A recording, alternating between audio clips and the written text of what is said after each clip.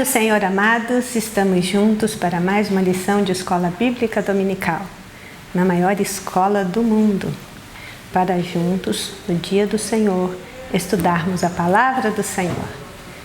Para começarmos, eu convido vocês a orarem comigo.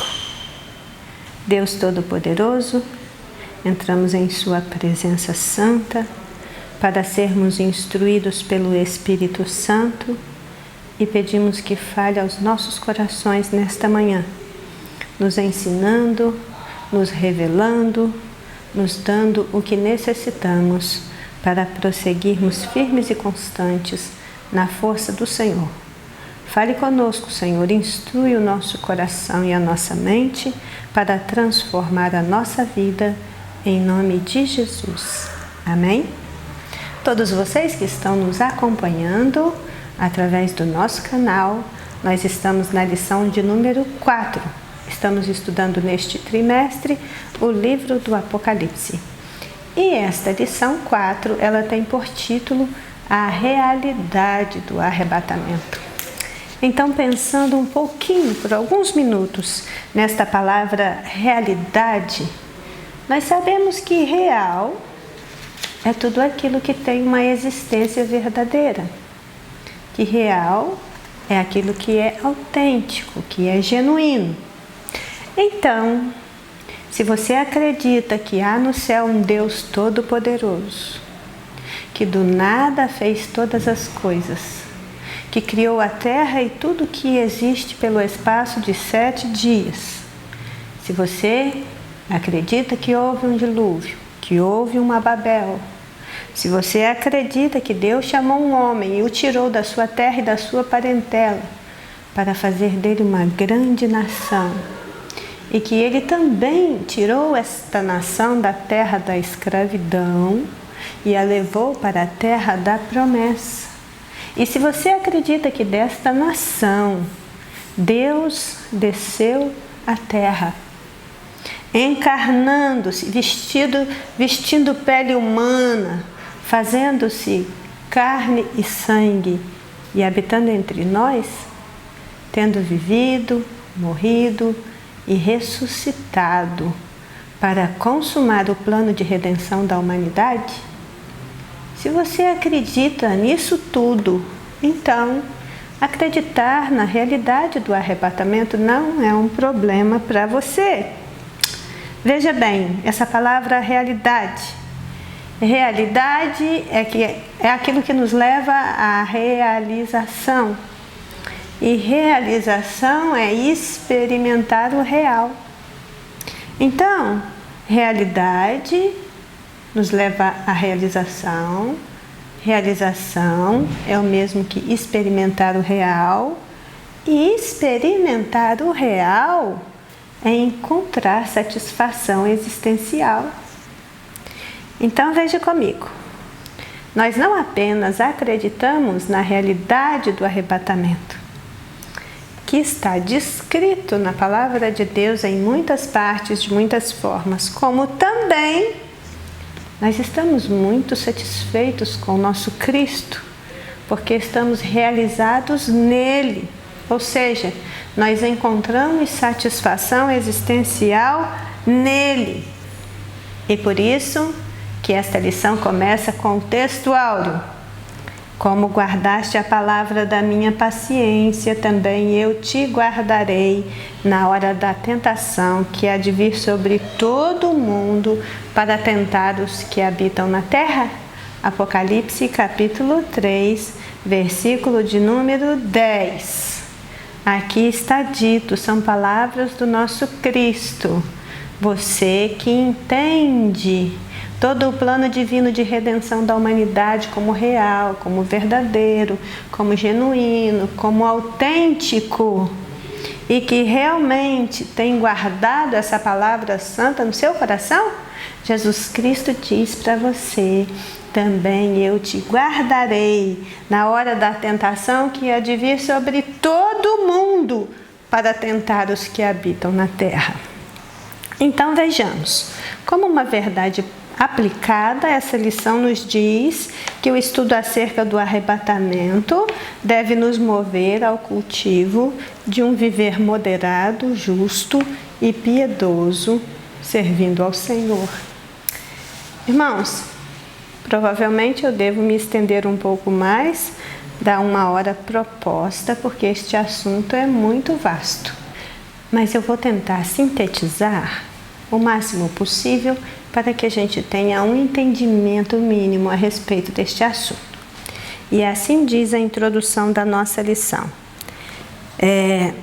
Nesta lição, nós estudaremos a doutrina acerca do arrebatamento da Igreja de Cristo. Veremos como acontecerá e que ele é uma promessa para todos os que morrem em Cristo, como também para nós que estamos vivos. O arrebatamento da Igreja de Cristo é uma promessa para os que já morreram em Cristo e ele também é uma promessa para nós que estamos vivos. Então, o que a gente pode perceber é que quando começamos a estudar o livro do Apocalipse, nós somos colocados dentro da dinâmica de uma doutrina específica, um conteúdo teológico específico, que é a escatologia e a doutrina das últimas coisas. O que a gente sabe é que são vários os eventos escatológicos com os quais nós lidamos na Bíblia. Os principais são arrebatamento da igreja, o tribunal de Cristo, as bodas do Cordeiro, a grande tribulação, a vinda de Jesus Cristo em glória, o fim do império do anticristo, o julgamento das nações, o milênio, a revolta do diabo e o seu julgamento, o juízo final, novos céus e nova terra e o estado eterno. Agora, quando a gente estuda sobre todas estas questões escatológicas, o ponto de partida é o arrebatamento da igreja. Nós começamos com o arrebatamento da igreja. E quando a gente estuda arrebatamento, nós entendemos que arrebatamento é a subida da igreja para encontrar-se com Cristo nos ares. Que nesta subida os mortos precederão os vivos. Que os cristãos que estiverem vivos instantaneamente serão transformados e receberão corpos glorificados. Agora, irmãos, uma coisa que nós precisamos entender de antemão. O livro do Apocalipse não trata da questão do arrebatamento. Ele já passa para essa questão do arrebatamento como um fato. Ele, então, não vai se ocupar deste assunto. Ele é uma narrativa dos desdobramentos deste assunto. Pega aí a sua Bíblia, o livro do Apocalipse e começa a folhear. Você vai ver que no primeiro capítulo, depois da introdução e do endereçamento do livro em forma de carta às igrejas, João tem uma visão do Cristo glorificado. O livro abre-se com essa visão de João do Cristo glorificado. O capítulo 2 e 3, como estudamos na aula passada, ele fala para nós das condições de cada uma das 7 igrejas da Ásia para as quais essas cartas foram direcionadas. No capítulo 4, João tem uma visão do trono de Deus. O capítulo 5, ele vê um livro escrito por dentro e por fora, selado com 7 selos. E então, somente depois que o Cordeiro de Deus, o leão da tribo de Judá que venceu, o único que pode abrir o livro e começa a desatar os seus selos, então nós temos a sequência do capítulo 6 até o fim do livro do Apocalipse, uma sequência dos eventos que vão se desenrolar quando os selos começarem a serem abertos pelo nosso Cristo.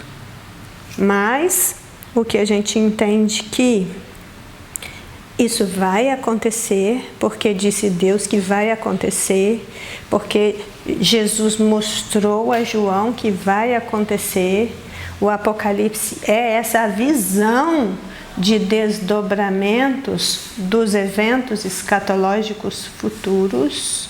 E tudo isso está embasado desde os evangelhos, aliás, desde as promessas do Antigo Testamento, né? Do Salvador, do Messias, que há de vir. Mas em João, o próprio Jesus, dirigindo-se aos seus discípulos, os convida. Nós estamos em João 14, o sermão de Jesus Cristo, o último que ele deu para os seus discípulos antes da sua partida deste mundo. É quinta-feira. Ele morreria na sexta-feira, mas na quinta-feira ele se reúne para as últimas instruções, para a oração pelos discípulos. E ele diz para eles: não fiquem turbados no seu espírito, não se turbe o vosso coração. Crede em Deus, mas crede também em mim. Na casa do meu Pai há muitas moradas. Se não fosse assim, eu vos teria dito: vou preparar-vos lugar. E quando eu for e vos preparar lugar, virei outra vez e vos levarei para mim mesmo, para que onde eu estiver, estejais vós também. Esse virei outra vez tem ecoado através dos séculos, nos chamando para crer que Jesus Cristo virá para buscar os seus. Então nós começamos a refletir a respeito do arrebatamento. O termo arrebatamento, ele deriva-se da palavra grega harpazo. Ele encontra-se em 1 Tessalonicenses 4,17. Esta palavra grega, harpazo ou harpazo, significa retirar, pegar ou até afastar com o emprego da força. Ela aparece 13 vezes no Novo Testamento. Então, arrebatamento é um termo explícito que está claro nas páginas do Novo Testamento, e pelo menos por 13 vezes o termo aparece literalmente com esse sentido de pegar ou afastar. E a Vulgata Latina, ela traduziu esta palavra por rápio, de onde também se deriva a palavra inglesa para arrebatamento, que seria rapture, ou rapto. Então, diante destas considerações iniciais, ainda me cabe fazer uma observação. Nós somos crentes pentecostais clássicos, de uma Assembleia de Deus tradicional, conservadora, de alguns ensinamentos bíblicos básicos que foram se desenvolvendo ao longo deste século de existência da nossa denominação religiosa. Como pentecostais clássicos, o posicionamento que a gente defende em relação ao arrebatamento da igreja, primeiro, é que ele é pré-tribulacional. Entendemos que a igreja será arrebatada antes da tribulação. O segundo posicionamento é que o pentecostalismo clássico afirma a posição pré-milenarista, ou seja, que antes do milênio nós temos arrebatamento e tribulação nessa sequência. Somos pré-tribulacionistas e pré-milenaristas. Acreditamos que Jesus vem nos ares, arrebata a sua igreja, tem início a tribulação e que no final da tribulação nós teremos então o início de um milênio literal de 1000 anos de governo de Cristo. Essa nossa crença é porque nós adotamos o dispensacionalismo. Nós entendemos, aceitamos e desenvolvemos a teologia dispensacionalista, Então, tudo que vai ser trabalhado a partir de agora é com base nisso. O modo como nós cremos é porque nós trazemos esta ideia de fundo. Então vejamos, o item 1 da nossa lição fala da esperança para os que morreram. Não existe como você introduzir o estudo do arrebatamento sem pensar onde estão os mortos agora. Como estão os mortos agora? Ou o que acontece com uma pessoa depois que morre? Por quê? Porque o assunto do arrebatamento começa com a ressurreição dos mortos. É necessário que você leia a primeira carta de Paulo aos Coríntios, o capítulo 15, do versículo 51 ao 55. É necessário que você leia também a primeira carta de Paulo aos Tessalonicenses, no capítulo 4, do versículo 13 ao 18. Então, vou repetir para que você guarde e você faça essa leitura, porque nós não temos como fazê-la aqui. Você vai ler 1 Coríntios 15, 51 a 55, e você vai ler 1 Tessalonicenses 4, dos versículos 13 ao 18. Veja, na nossa revista, nesse primeiro tópico está escrito: na presente lição, veremos o que a palavra de Deus nos revela sobre, primeiro, a ressurreição dos que morreram em Cristo.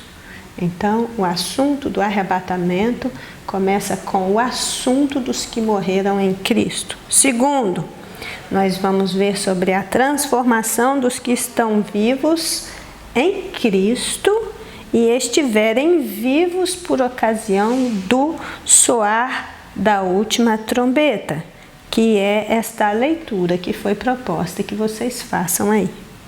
Diante disso, analisando a situação dos mortos e dos vivos, o terceiro ponto que esse item vai procurar nos esclarecer é como tais verdades devem afetar o viver do discípulo de Cristo hoje.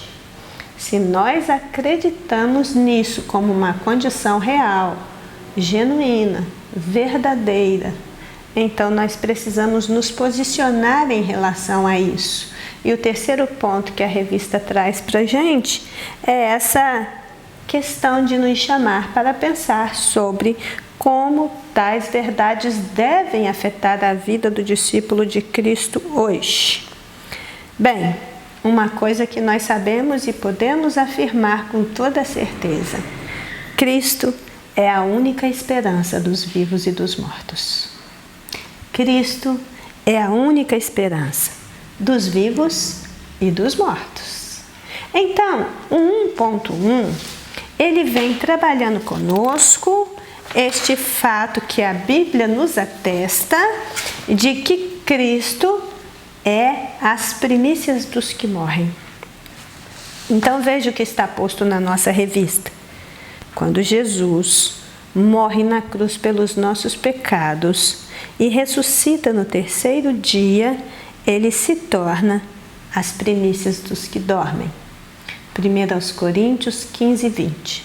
E o que diz 1 Coríntios 15, 20? Mas agora, Cristo ressuscitou dos mortos e foi feito as primícias dos que dormem. Ou seja, a partir do momento que Cristo morre e ressuscita, está determinando a todos os salvos que morrerem a ressuscitarem também para a vida eterna. Então, olha que coisa gloriosa. A ressurreição dentre os mortos, ela segue essa ordem. Primeiro Cristo, as primícias. Ele já morreu, ele já ressuscitou. Depois, os que são de Cristo, na sua vinda, conforme 1 Coríntios 15, 23. Primeiro Cristo, que já morreu e já ressuscitou. Depois, os que são de Cristo, na sua vinda. O que implica que essa ressurreição ocorrerá por ocasião do arrebatamento da igreja. Aqui diz, em 1 Coríntios 15, 23, os que são de Cristo na sua vinda. Então, nós entendemos que esta ressurreição dos mortos, conforme nós temos sido instruídos na palavra, é a ressurreição dos mortos por ocasião do arrebatamento da igreja. Se você pensar no que foi aquele sábado, que hoje muitos chamam de sábado da aleluia ou de aleluia, aquele sábado que Jesus Cristo permaneceu com seu corpo naquela tumba, um grande silêncio se fez enquanto o corpo do Filho de Deus, o seu corpo humano, jazia naquela sepultura. A esperança havia acabado. Jesus está morto. A graça ainda não havia chegado. Jesus ainda não havia ressuscitado. Então, ele esteve naquele túmulo, passando por aquela experiência humana de morte, completando este ciclo de nascimento, vida e morte, mas ele não está ali inativo, apenas seu corpo está ali como o quê? Dormindo, apenas o seu corpo. Nós somos instruídos pelas Escrituras que nesse dia, inclusive, foi um dia de grande revolução e reboliço no mundo espiritual. Pode ser que no mundo dos vivos todo mundo estivesse quietinho, chorando pelos cantos, amargando uma enorme dor pela partida brusca, cruel, repentina de Jesus Cristo dessa terra. E outros também estavam meio quietos pelos cantos, mas fazendo os seus conluios, os seus conchavos, para poder impedir que as palavras que Jesus havia dito em vida, de que ressuscitaria, estas pessoas estavam pelos cantos tentando achar modo de impedir que, se isso de fato acontecesse, os outros tomassem conhecimento disso. Mas o que Deus diz que faz, Ele faz. O que Deus diz que fará, Ele fará. E Jesus disse que ia ressuscitar.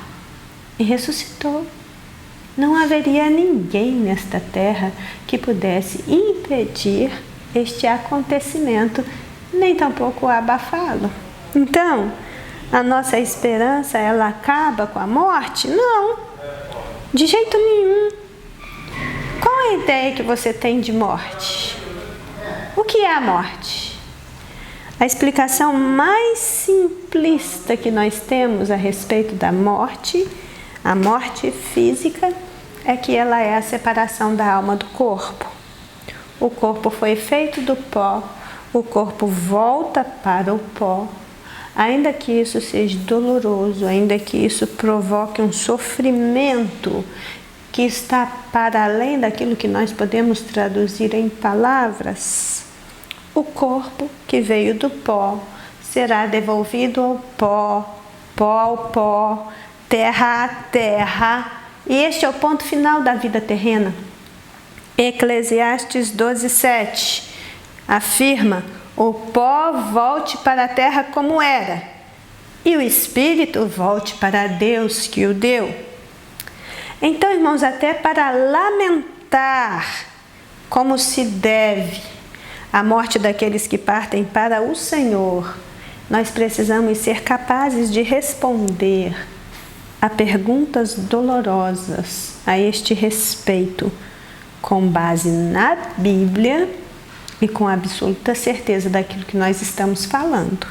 Então, a Bíblia diz que nós fomos formados do pó, que nós somos pó, que nós voltaremos para o pó, que nossa origem é pó, que nosso destino é o pó, que nosso presente é pó, que em nossa origem nós não tínhamos nada, que para a sepultura nós não levaremos nada Então, consequentemente, tudo que juntamos entre o pó que fomos e o pó que seremos, nada é nosso, nada tivemos, nada teremos, nada trouxemos, nada levaremos. Nós somos apenas mordomos daquilo que é de Deus.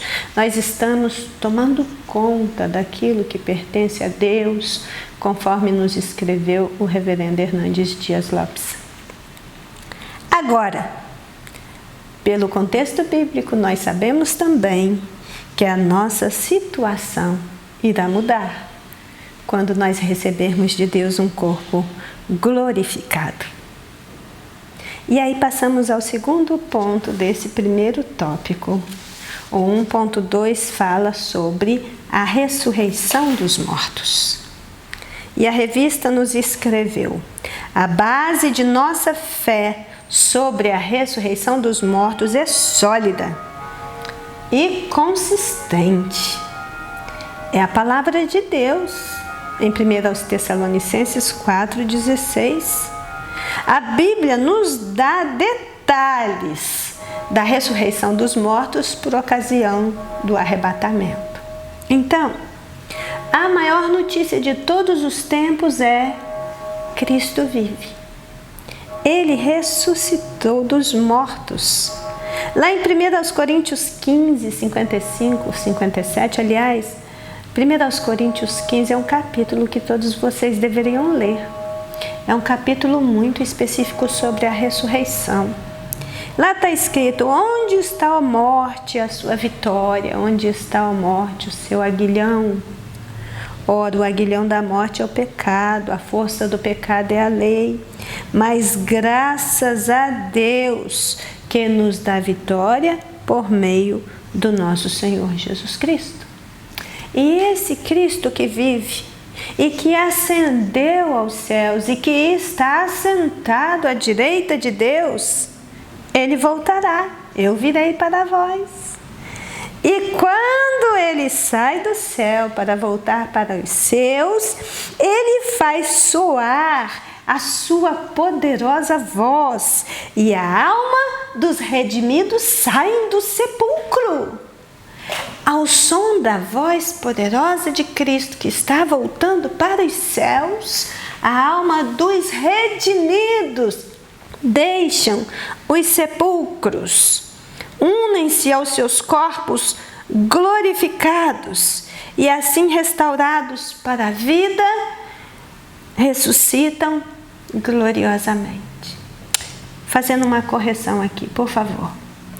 Ao som da poderosa voz de Cristo, os corpos dos redimidos saem do sepulcro.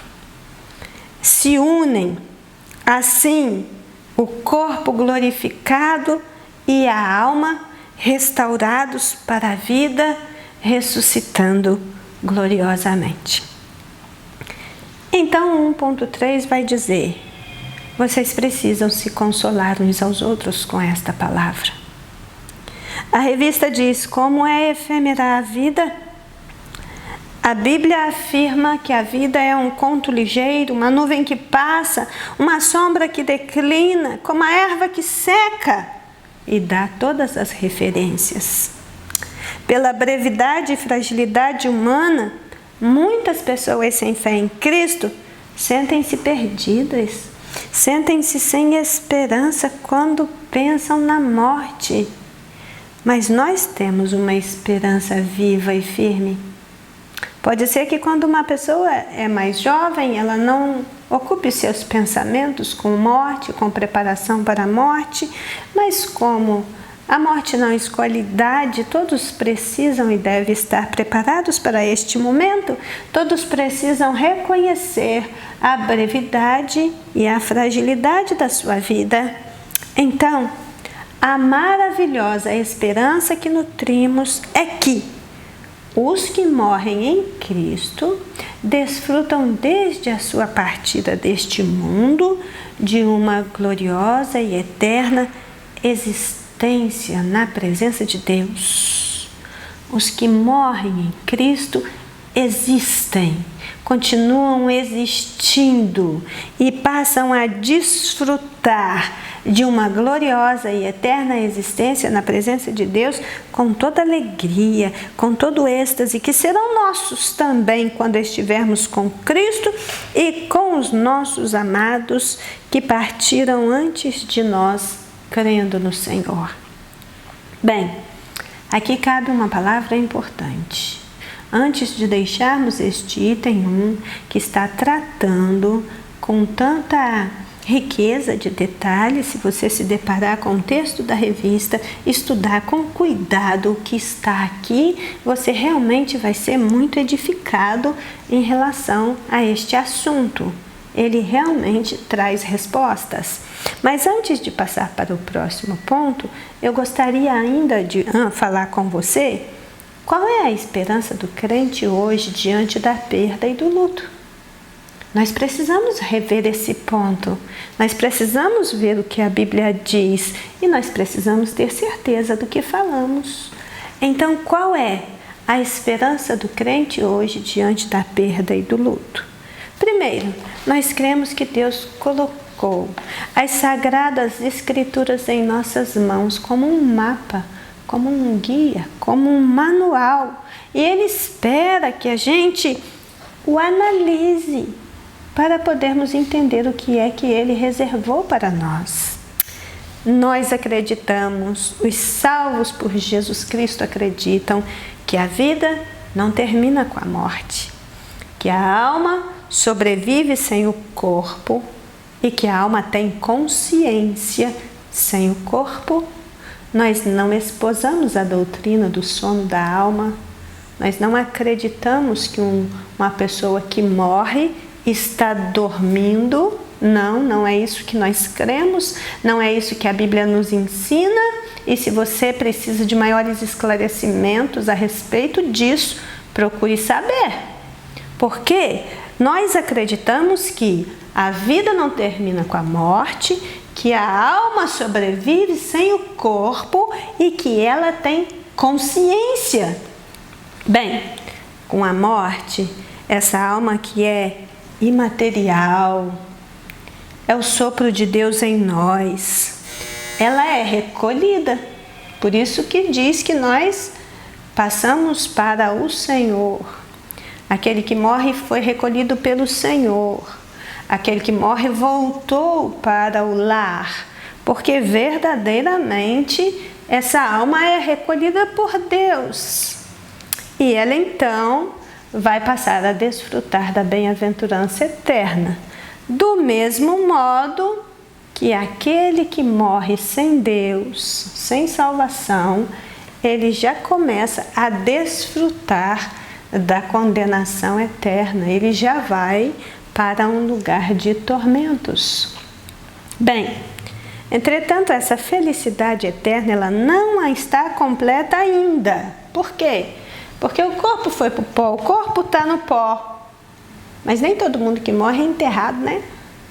Às vezes pode morrer numa inundação, se perder nas águas, pode morrer numa explosão e o corpo ser incinerado, ou pode estar em algum outro lugar que nunca vai ser encontrado e por isso não se sabe como está, como foi. Existem mortes e mortes, mas a nossa felicidade não está completa enquanto esse corpo não se reunir a esta alma imortal e ele ser então um corpo glorificado e adequado para o céu. O que eu preciso que vocês gravem de antemão é apenas isso. Se houve um corpo físico, haverá um corpo glorificado. Como o Senhor vai fazer isso? Como o Senhor vai trazer o corpo de milhões e milhões e milhões de pessoas que morreram em todas as eras, em todos os períodos, em todas as dispensações? Irmãos, nós não sabemos tudo e nunca saberemos. Nós não temos ideia de como Deus vai fazer isso. O que nós sabemos e o que a Bíblia diz é que Ele vai fazer. Então nós permanecemos firmes nesta palavra. Se houve um corpo físico, haverá um corpo glorificado. E quando Jesus voltar, essa alma vem com Jesus. O corpo ressuscitará incorruptível, imortal, poderoso, glorioso, espiritual, celestial, semelhante ao corpo de glória do nosso Senhor Jesus Cristo. Se unirá a essa alma e a glorificação será plena. E então desfrutaremos da bem-aventurança pelo desdobrar. Quem morre em Deus é dotado, desde o momento da sua partida, de perfeição moral. Tem o seu espírito aperfeiçoado. Foi totalmente conformado à imagem moral de Cristo. Entrou na presença de Cristo e desfruta da sua presença. Quem morre em Deus pode se encantar com a beleza indizível de tudo que o cerca e da companhia dos santos, e se deleita com a maravilha do descanso prometido. O que podemos pensar sobre isso e o que cantamos sobre isto é que nem a metade da glória celeste jamais se contou a um mortal. Observe o trecho de Hebreus, capítulo 2, dos versículos de número 24, que nos explica de uma forma mais detalhada a situação de quem morre em Deus. E se houvesse um sono da alma, não haveria necessidade nem desse trecho da palavra de Deus, porque aqui está dito, e como você vai ler, que quem morre em Cristo tem agora uma morada na Jerusalém celestial. Quem morre em Cristo é recepcionado pelos anjos no céu. Ele então estará junto a uma incontável hoste de anjos. Hebreus nos explica que, como o nome desta pessoa já estava escrito no céu, ele será então parte da universal assembleia, da igreja dos primogênitos. Que igreja dos primogênitos é esta?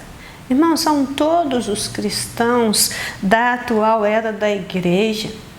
Mas não é apenas os cristãos da era da igreja que estão nos céus com Deus e com Jesus Cristo e com seus anjos. Então esses crentes hoje que morrem em Cristo, eles vão para a presença de Deus e já estão na presença de Deus, o juiz de todos. Porém, eles também fazem parte com aqueles que agora têm os seus espíritos aperfeiçoados, e é muito importante essa expressão, que também significa espírito dos justos, agora perfeitos. Entre estes justos, agora perfeitos, nós encontramos os santos do Antigo Testamento e todos aqueles que o antecederam, porque Deus criou o ser humano com uma consciência eterna, com consciência de si. Deus se revela a todos os seres humanos que nascem nessa terra. Ele se revela pela natureza, ele se revela a própria pessoa, apelando pela sua consciência. Então sempre houve pessoas que ouviram Deus e renderam as suas vidas ao Deus vivo e todo-poderoso. Mesmo antes que houvesse Bíblia, mesmo antes que houvesse Antigo e Novo Testamento, foi Deus que criou todas as coisas. E Deus criou o ser humano para si e para louvor da sua glória. E todos quanto o reconhecem como Deus vivo e verdadeiro, e também aqueles como os santos do Antigo Testamento que morreram nessa esperança messiânica, todos estes são contados nas Escrituras como sendo o espírito dos justos aperfeiçoados.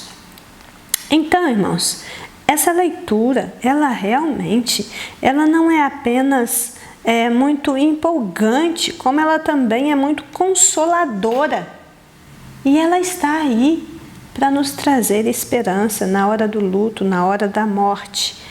Além de estar na presença da Igreja dos Primogênitos, na Universal Assembleia, e na presença do Espírito dos Justos Aperfeiçoados, por isso se diz que nós nos conheceremos e nos reconheceremos lá no céu.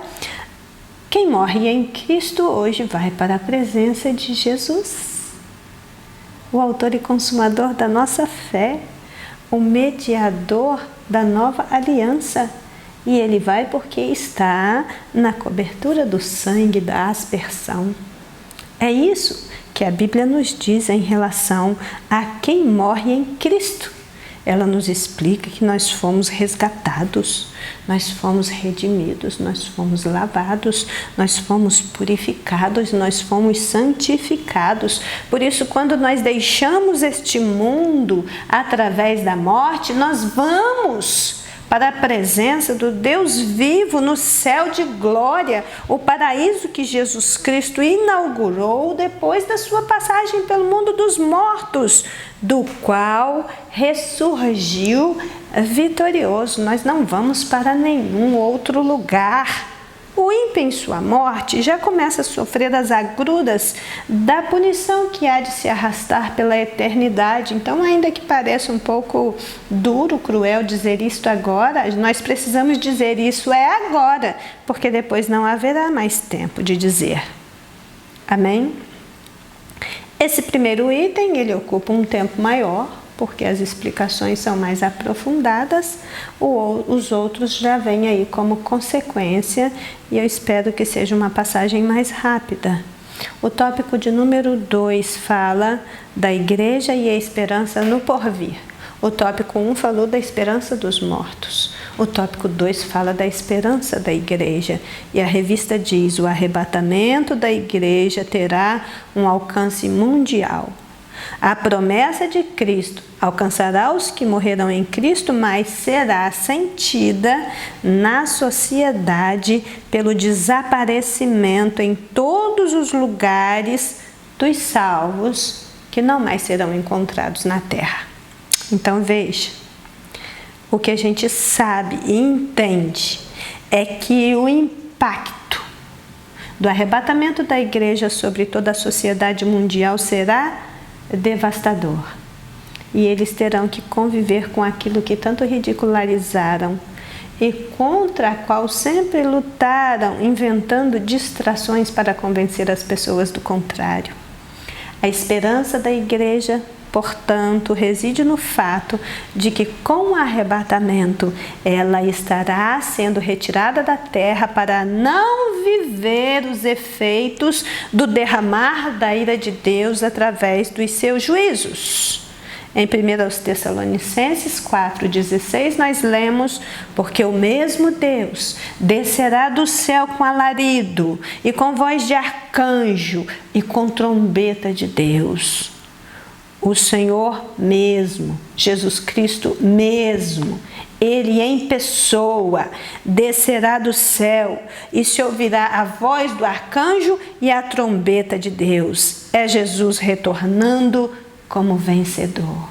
Aquele que morreu e ascendeu, agora volta como vencedor. E esse com brado, com alarido, fala de uma ordem bradada, é como a ordem de um oficial que ele dá em voz alta para a sua tropa. E é Jesus dizendo: chegou a hora de ir para o lar. E aí, irmãos, pense comigo, por muito tempo esta trombeta do Evangelho tem sido soada, conclamando para a salvação em Jesus Cristo, mas em breve se ouvirá a última trombeta.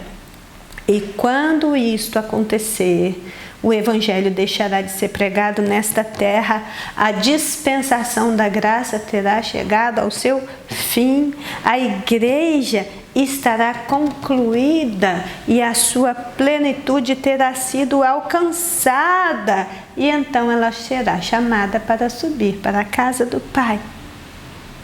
Nesse ponto, já não importa mais o que a sociedade moderna, a sociedade pós-moderna, a sociedade pós-pós-moderna diga ou pense a esse respeito.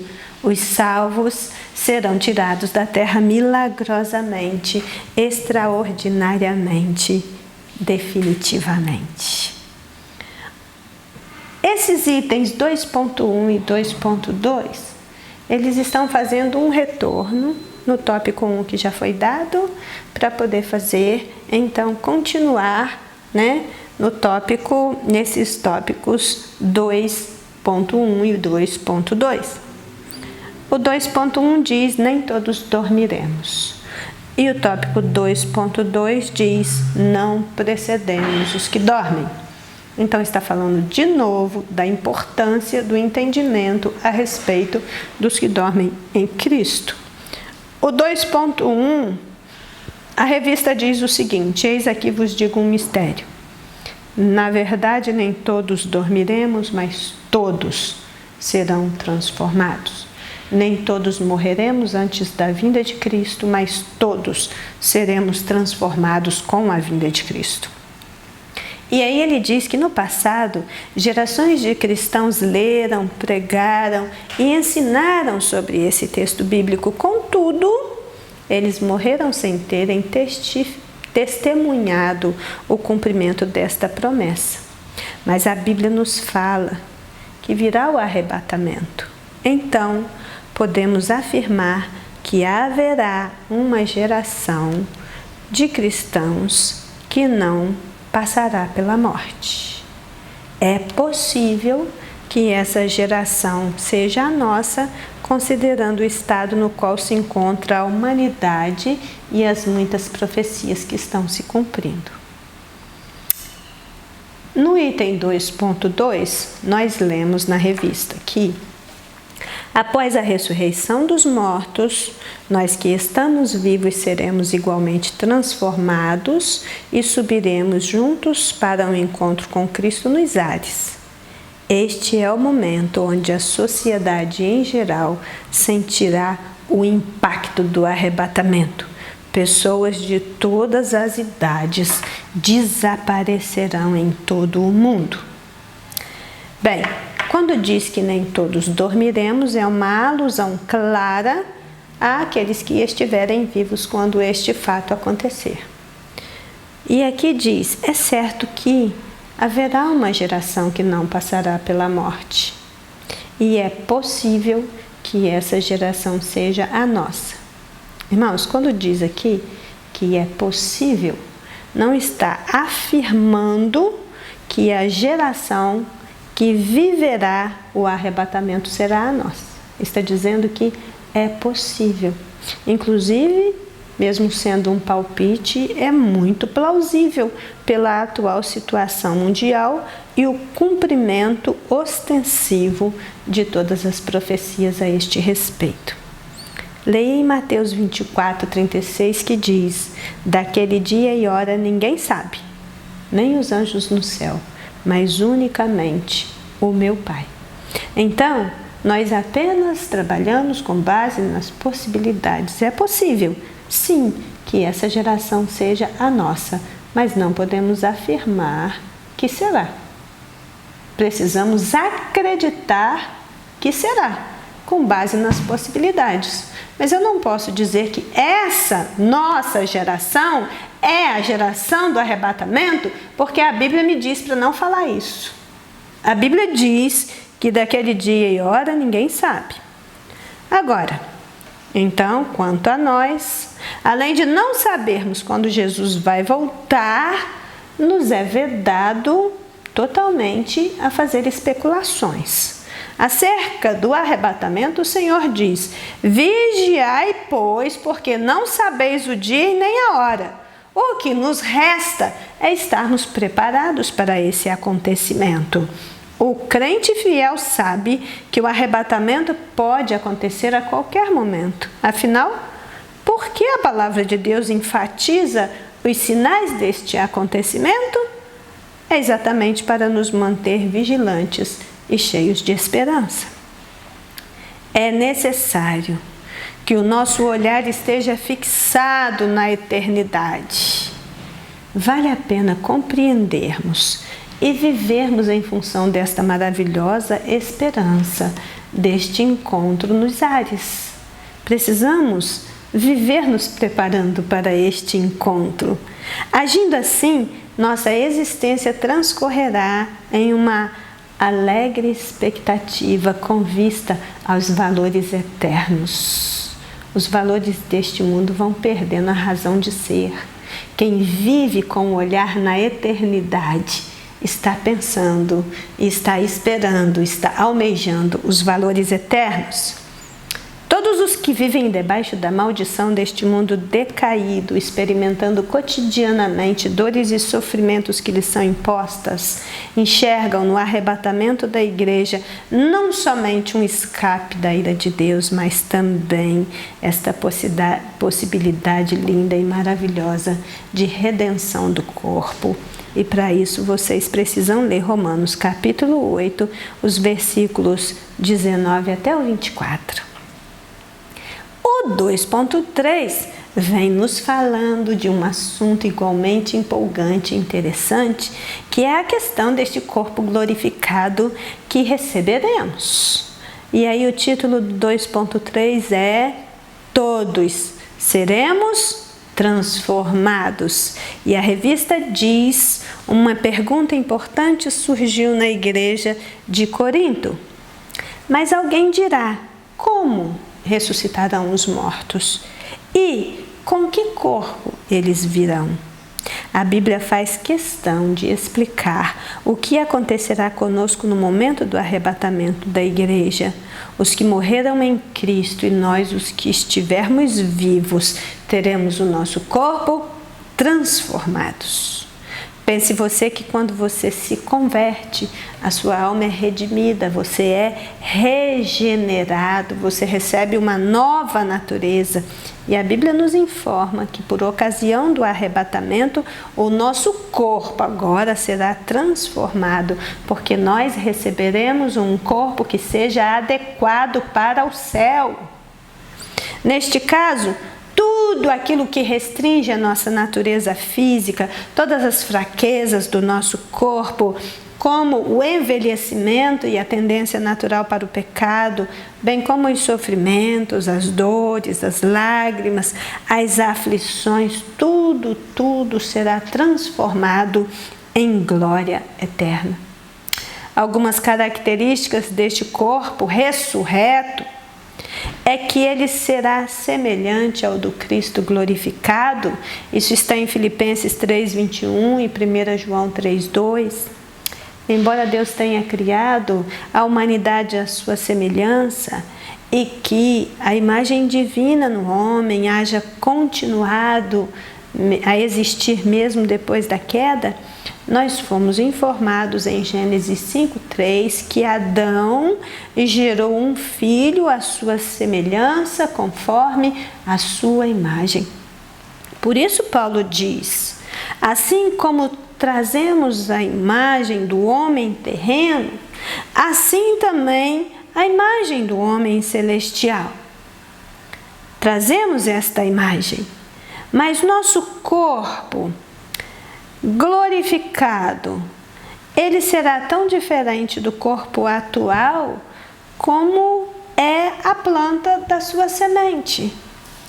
O corpo ressurreto de um crente, ele é também descrito como espiritual, em contraste com o nosso corpo natural. Bem, geralmente concorda-se que espiritual nesse caso não significa que consiste apenas de um espírito, porque corpo não é imaterial, não é etéreo, não é sem densidade. Os discípulos sabiam por sua própria experiência que o corpo ressurreto do Senhor Jesus Cristo era real, era palpável, não era fantasma, mas diferente. Ele era ajustável tanto à terra quanto ao céu. Ele não estava limitado às atuais condições de tempo e de espaço. Por isso, nosso corpo ressurreto é chamado de celestial, embora o corpo presente seja terreno, natural ou animal, como se diz, com as mesmas limitações que Adão tinha depois da queda, o corpo ressurreto adotará qualidades e glórias sobrenaturais. Embora ainda sejamos finitos, totalmente de Deus, o nosso corpo será um instrumento perfeito quando estivermos na glória para nos capacitar a corresponder ao Espírito Santo de maneiras novas e maravilhosas. Então, estamos nos encaminhando para o final e vamos pensar um pouquinho no tópico 3 a respeito do mistério do arrebatamento. E a revista diz: entender como será o arrebatamento da igreja é manter viva nossa esperança, principalmente nos momentos difíceis, ao mesmo tempo que serve de alerta para que estejamos vigilantes, esperando Cristo a qualquer momento. Já lemos primeiro aos Tessalonicenses 4,16. Ali diz que quando ele voltar, soará a última trombeta. Essa última trombeta de 1 aos Tessalonicenses 4,16, ela não pode ser confundida com a 7ª trombeta do julgamento sobre o mundo durante a tribulação, que está em Apocalipse capítulo 11 e 15. Então nós temos aí duas últimas trombetas, aquela que vai soar quando Cristo chamar a sua igreja para si e aquela que vai soar lá durante o período da tribulação e que encontra-se em Apocalipse 11 e 15. O que se tem em relação a essa questão, a esse mistério do arrebatamento? Primeiro é que será extremamente, extraordinariamente rápido. O 3.1 tem esse título, será extraordinariamente rápido. E diz assim o texto da revista: Deus não revelou a nós quando será o arrebatamento, mas Ele revelou que será num momento. O momento de clamar, de se arrepender, de buscar a Deus é agora. A sua volta para arrebatar a igreja será repentina e surpreenderá o mundo. Nós devemos estar vigilantes e preparados, por quê? Porque o noivo se aproxima. Então, mesmo sabendo que essa nossa espera já dura mais de 2000 anos, nós continuamos afirmando que o nosso arrebatamento está próximo e pode acontecer a qualquer momento. Ele é a consumação do plano redentor da humanidade, que dará início à sequência dos juízos divinos sobre a terra. Isso significa que ele não depende de cumprimento prévio de nenhuma profecia e ele é um acontecimento que não requer sinal de alerta para o povo. Isso a gente pode conferir em inúmeras passagens. Não existe nenhuma profecia que ainda necessite de cumprimento para que isso ocorra. Ele de fato abalará o planeta Terra e deixará para trás um mundo completamente fora de si. Então, sobre esse traslado dos vivos, o texto bíblico enfatiza o súbito, a velocidade, daí a necessidade de preparação e vigilância. Nós precisamos deixar as nossas malas arrumadas para a viagem hoje. Desde o momento em que o Senhor surgir nas nuvens do céu, não haverá mais oportunidade para a conversão. A sua vinda é absolutamente decisiva. Aqui a gente não está falando sobre as conversões que ocorrerão no período da tribulação. Isso é outra coisa para outra aula. Mas o que a gente sabe é que a partir deste momento não haverá mais esta possibilidade, porque a sua vinda é absolutamente decisiva. Ele não vem para converter, ele vem para levar. Agora é o tempo aceitável, agora é o dia da salvação, não naquele dia. Então, Jesus aparecerá no céu e todos aqueles que têm vida nele serão atraídos para o alto pelo Senhor. todos os que estiverem em Cristo serão arrebatados. As pessoas que não lhe pertencem, as pessoas que não compartilham as características de Jesus serão deixadas para trás, sem nenhum tempo adicional para mudar essa situação. Sobre os crentes que não forem tão excelentes em sua vida, mas que ainda assim permanecem na condição de salvos e serão arrebatados, o tribunal de Cristo vai resolver essa questão. Aí nós temos vários versículos bíblicos que nos chamam à vigilância, e eu termino com 1 Pedro 4,7, que diz: e já está próximo o fim de todas as coisas, portanto, sede sóbrios e vigiai em oração. O item 2.2, o título é Encontraremos com Cristo nos ares. Apenas nesta passagem de 1 aos Tessalonicenses, capítulo 4, versos 16 e 17, diz que este encontro acontecerá nos ares. Então, a revista diz: há dois aspectos importantes sobre o arrebatamento da igreja que não podem ser esquecidos. O primeiro é que somente os que estão em Cristo participarão. O segundo aspecto importante sobre o arrebatamento é que a igreja encontrará com Cristo nos ares e ele não pisará na terra. É isso que a Bíblia diz, e é assim que nós entendemos.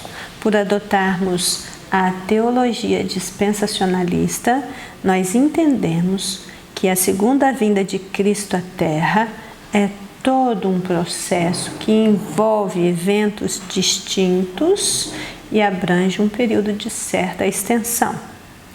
Que este evento vai acontecer em duas fases distintas. Nós temos o arrebatamento da igreja antes da tribulação, quando Jesus Cristo encontrar-se com o salvo nos ares. E nós temos o retorno glorioso do Senhor Jesus Cristo no final da grande tribulação, quando ele desce lá no Monte das Oliveiras. Nós vamos falar um pouco sobre esta segunda vinda ou retorno glorioso na lição 10 da nossa revista, que trata da vinda do grande rei. Então, o arrebatamento e a revelação de Jesus Cristo decorrerá em um período de 7 anos, segundo as Escrituras. É assim que a gente crê. Primeiro ele vem nos ares antes da tribulação e depois ele desce no Monte das Oliveiras no final da tribulação. Segundo a leitura de João 14:3, a gente entende: quando eu for e vos preparar lugar, virei outra vez e vos levarei para mim mesmo, para que onde eu estiver, estejais vós também. A gente entende que essa primeira fase de Jesus vindo para os seus, que seria o arrebatamento da igreja, ele está vindo para os seus. Que na segunda fase, que é quando ele desce lá no fim da tribulação no Monte das Oliveiras, ele está vindo com os seus. Então, na primeira fase, ele vem para os seus. Na segunda fase, ele vem com os seus. Você lê em Zacarias 14:5, então virá o Senhor meu Deus com todos os santos contigo. 1 aos Tessalonicenses 3:13 diz: para confirmar os vossos corações, para que sejais irrepreensíveis em santidade diante do nosso Deus e Pai, na vinda de nosso Senhor Jesus Cristo com todos os seus santos. Judas 14, deste profetizou também Enoque, o 7º depois de Abraão, dizendo: eis que é vindo o Senhor com milhares dos seus santos. Então, sobre essa segunda fase da segunda vinda, ou do seu retorno glorioso, nós vamos poder estudar melhor na lição 10. Então, o que a gente entende? Quando ele vem para os seus, que será esse arrebatamento nos ares, ele está vindo para a noiva, e que a sua segunda vinda em glória à terra, ou o seu retorno glorioso, ele está voltando com a esposa. Apocalipse 19 diz: regozijemo-nos e alegremo-nos e demos glória, porque vindas são as bodas do Cordeiro e já a sua esposa se aprontou. Então, nós temos essas diferenciações claras que nós distinguimos nas Escrituras, de quais passagens se refere ao arrebatamento da igreja, ou à vinda de Cristo à terra em sua primeira fase, ou quais passagens se refere à segunda vinda de Cristo no final da tribulação. Mas há diferentes interpretações a este respeito. Mesmo entre os cristãos dispensacionalistas, você tem aqueles que acham que a igreja vai ser arrebatada antes da tribulação. Você tem aqueles que acham que a igreja vai ser arrebatada no meio da tribulação. E você tem aqueles que acham que a igreja vai ser arrebatada no fim da tribulação. E são muitas as visões e são muitos os pontos de vistas diferentes. Nós temos aí várias interpretações para o Apocalipse, como já estudamos na lição passada. Todavia, estas diferenças não podem ofuscar a importância, o valor deste momento. Não podem. Temos diferenças de interpretação? Temos. Mas isso não pode mudar a doutrina. Nós podemos não sermos bem ajustados ou entendermos a mesma coisa em relação à teologia, mas não em relação à doutrina. Então, dispensacionalistas e aliancistas, aqueles que seguem a teologia do pacto, eles estão afirmando o essencial da fé.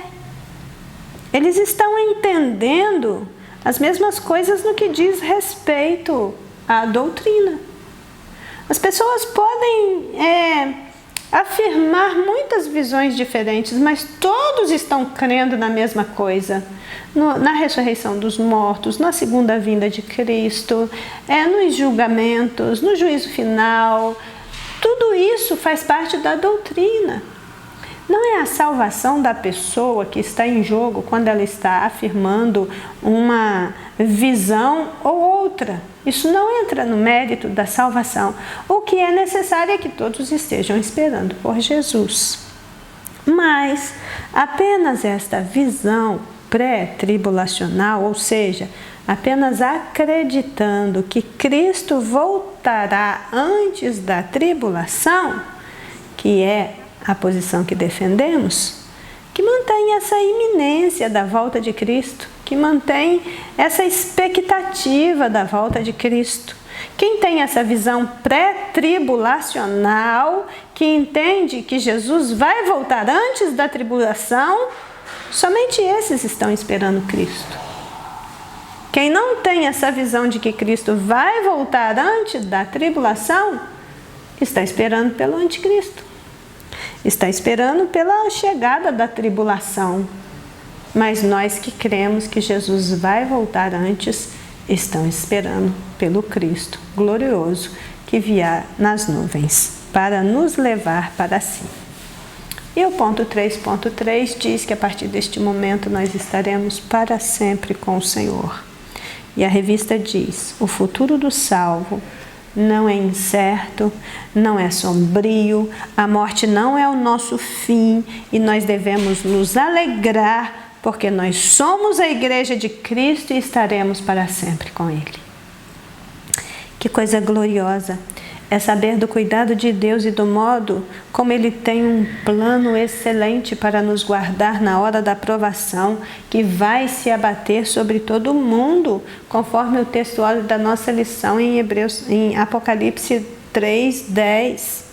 Isso nos ajuda, isso nos sustenta a nossa fé em meio às muitas dificuldades que nós enfrentamos nos momentos mais críticos. Sabemos que vamos morrer e os nossos entes mais queridos morrem, mas haverão de ressuscitar naquele dia em que Cristo bradar nas nuvens a sua palavra de ordem, nos chamando de volta para si.